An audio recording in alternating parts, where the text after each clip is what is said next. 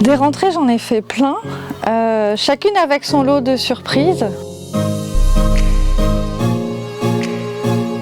À chaque fois, bien évidemment, j'ai la boule au ventre, mais c'est ce qui me donne aussi toute l'adrénaline pour bien démarrer une année scolaire.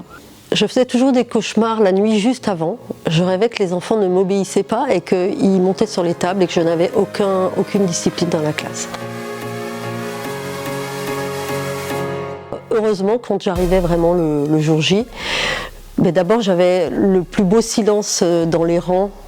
Généralement, j'avais vêtu ma plus belle robe, mes plus belles chaussures et je rentrais dans la peau de la maîtresse pour l'année à venir. L'école, c'est le théâtre et tous les jours, il faut convaincre 30 élèves, il faut faire une prestation tous les jours.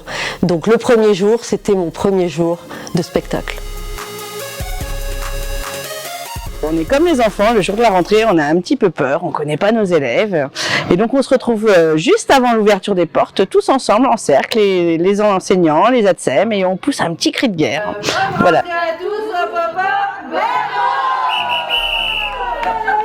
À Mozart, les élèves de CM2 accueillent les enfants de CP en musique à chaque rentrée scolaire. Les parents, comme les enfants, apprécient ce moment et ça nous permet de commencer la rentrée dans la bonne humeur.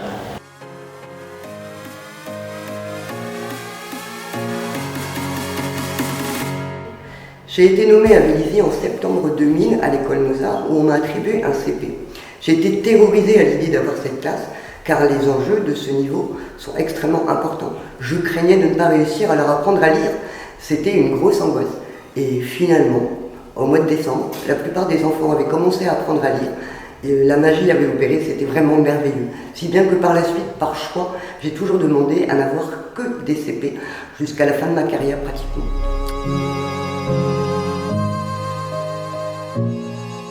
À mes débuts d'institutrice à Vélizy, l'école était au milieu des champs et pour se rendre à l'école, nous rencontrions sur la route les vaches qui traversaient.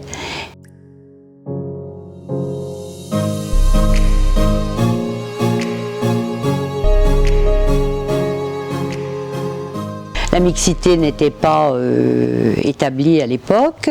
Les petites filles étaient d'une élégance particulière avec de jolies robes. J'ai gardé un doux souvenir de ces enfants captivés par leur entrée à l'école. J'ai eu une petite fille en pleine dictée qui a levé le doigt et qui me regarde. Alors je lui dis oui Aurélie. Elle me dit maîtresse t'es belle.